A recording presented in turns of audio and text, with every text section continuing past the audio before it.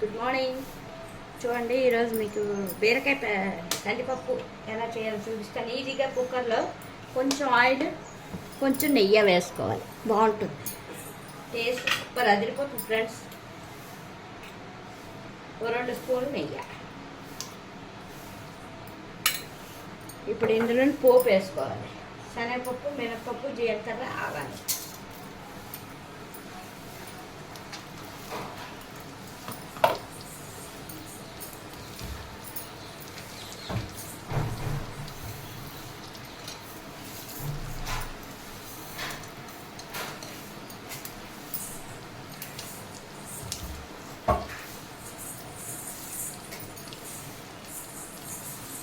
పోపులు వేసుకుంటే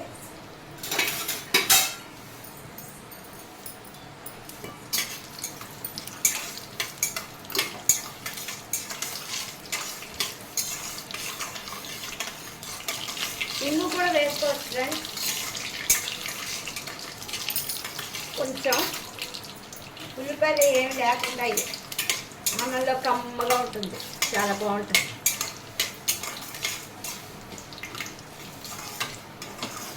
పోపులు వేగిపోయాయి ఫ్రెండ్స్. కొంచెం కందిపప్పు వేయించుకోవాలి, గ్లాసు కందిపప్పు.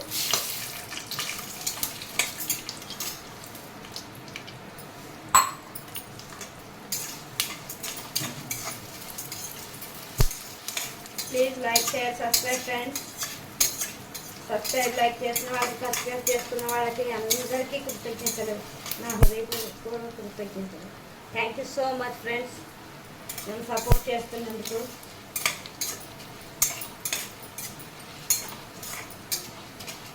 కందిపప్పు కొంచెం వేయించుకుంటే బాగుంటుంది ఫ్రెండ్స్. అన్నంలో వేపుకుంటేనే కమ్మదాన్ని.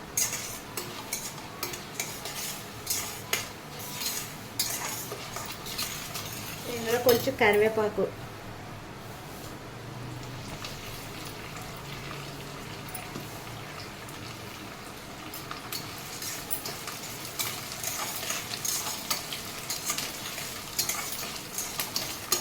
సన్నగా తరిగి పెట్టుకున్న బీరకాయ ముక్కలు, పెద్దవి 2 బీరకాయలు ఫ్రెండ్స్. ఇది ఆ గ్లాసుల పప్పుకి.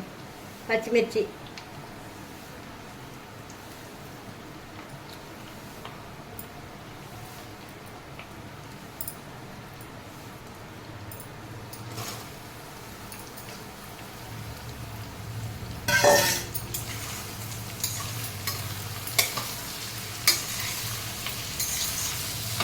పప్పు అయితే సాల్ట్ వేసుకోవాలి ఫ్రెండ్స్, రుచికి సరిపడంటే సాల్ట్. ఇప్పుడు ఇందులో కొంచెం పసుపు,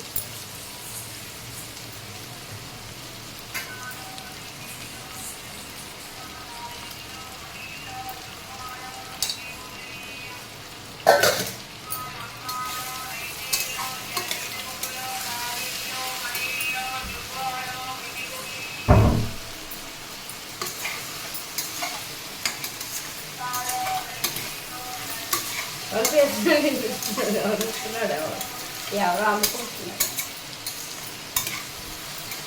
ఓకే ఫ్రెండ్స్, ఇప్పుడు ఇందులో కొంచెం టమాటా, సన్నగా కట్ చేసుకున్న టమాటా.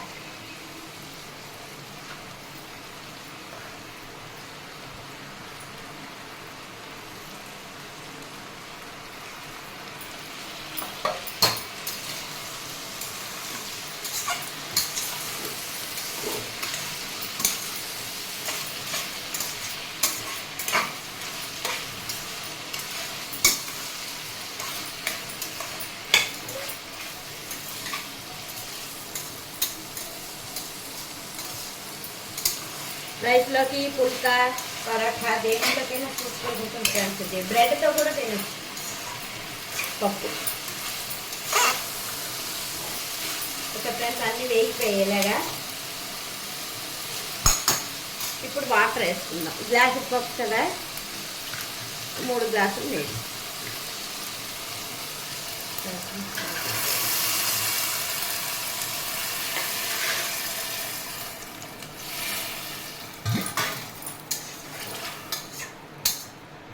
మెత్తగా ఉడికిపోతుంది ఫ్రెండ్స్.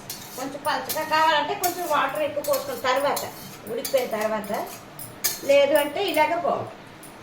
మళ్ళీ అన్నంలో నెయ్యి వేసుకుని కలుపుకుని తింటే సూపర్ ఉంటుంది ఫ్రెండ్స్. ఆరోగ్యానికి మంచిది. బీరకాయ, కందిపప్పు, పోపు దినుసులు, సాల్ట్ ఇప్పుడు వేస్తే పప్పు ఉడకదని, తర్వాత ఉడికిపోయిన తర్వాత సాల్ట్. ఫ్రెండ్స్, బీరకాయ పప్పు రెడీ.